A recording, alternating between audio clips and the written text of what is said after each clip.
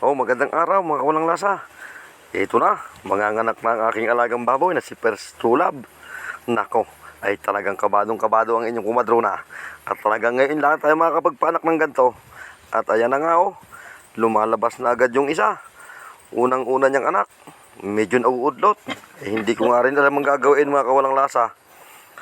Kung paano palalabasin ito pala hinihila. Kaya nga agad hinihila ko dyan mga kawalang lasa. At parang suhi, ang una agad, unay pa eh. O ayan, lumabas na mga kawalang lasa. Ang unang-unang anak ng aking baboy na si First True Love. Yan. At dyan nga mga kawalang lasa eh, kinuha ko agad yung basal, dinakot ko ang kanyang ilaw. At pinunasan ko. At yan nga pala mga kawalang lasa ay may barado pa ang kanyang ilong. At saka ipapasok mo yung isang bibi, yung isang daliri. Mga kawalang lasa yung kanyang bibig at sigurado yun ay may nakabara doon. Hindi ko nga rin alam ang gagawin. First time nga ng inyong kawalang lasa magpanak ng baboy. Ay talagang ako'y kabadong-kabado pero nakakatuwa. Sa unang labas pa lang mga kawalang lasa ng kanyang anak ay parang bawing-bawi na yung pagod mo. Ay talagang siyempre yung puyat, yung iyong puhunan. Ay kita mo na ngayon na may anak ng isa. Nga pala mga kawalang lasa, ay ako'y nagpapasalamat dun sa mga taong tumulong sa akin, mga nagbigay ng mga suggestion at payo kung paano magpaanak ng baboy. Unang-una ako nagpapasalamat dun sa nagpairam ng ilaw sa akin. Wala nga akong ilaw, ay sobrang dilim.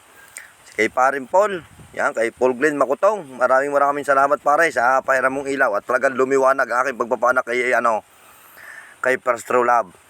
At saka dun sa aking pinsan, yan, si RJ, yan, siya nagturo sa akin kung paano magpanak ng baboy. At saka dun sa aking pinsang si James Olympia, yan, maraming salamat sa iyo at ako itinulungan mo kagabi na na mag-alis ng pangil nitong mga biik. Nga pala mga kawalang lasa, pag nga pala kayo ay magpapasak ng basahan sa kanyang bibig, ay kayo mag-iingat. At talagang napakatatalas pala ng pangil nito kahit ganito kaliliit. O ayan mga kawalang lasa lumabas sa uli, polka dots. Ay talagang iba-ibang kulay. Ay kagaganda, ay talagang parang cookies and cream. O ayan mga kawalang lasa, pangatlo. Ayan, hinaplos na agad natin. At saka pala mga kawalang lasa, pagkatapos nga pala nito, pag papanak kong ito, ay tatalian natin ang kanilang pusod. Yan, tapos ay gugupitin mga kawalang lasa. Tapos pagkatapos gupitin, ito ilalagyan natin ng langis. At mukhang pakiramdam ng mga ito yung malamig. Ay siyempre papainitin natin ang katawan. O yan mga kawalang lasa, nakakatuwa talaga itong mga biik na ito. Talagang bawing-bawi yung mga pagod eh. Ang sarap pamasdan. Ay kita mo sa tagal mo nga namang inalagaan. Tapos ngayon may kita mo na nanganak na. Ay tuwa-tuwa ang inyong kawalang lasa. Talagang walang hanggan doon. Ang tuwa nating nararamdaman. O ayan, lumanak na uli mga kawalang lasa.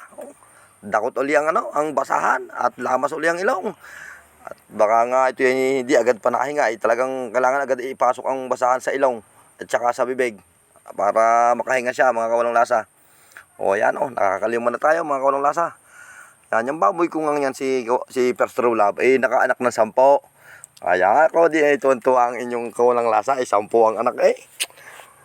Ay sa tagal-tagal nating inilagaan, ang puyat. Ay hindi naman tayo binigaw at binigyan tayo ng maraming anak mga kawalang lasa. Ay ayan mga kawalang lasa, ipapakita ko sa inyo ang unang pagpapadide. Yan, sa aking mga biik. Nakakatuwa ay talagang napakalalakas. O ayan, nagsama-sama na sila mga kawalang lasa. Muli po, hanggang dyan. At sana po ay may natutunan kayo sa aking video.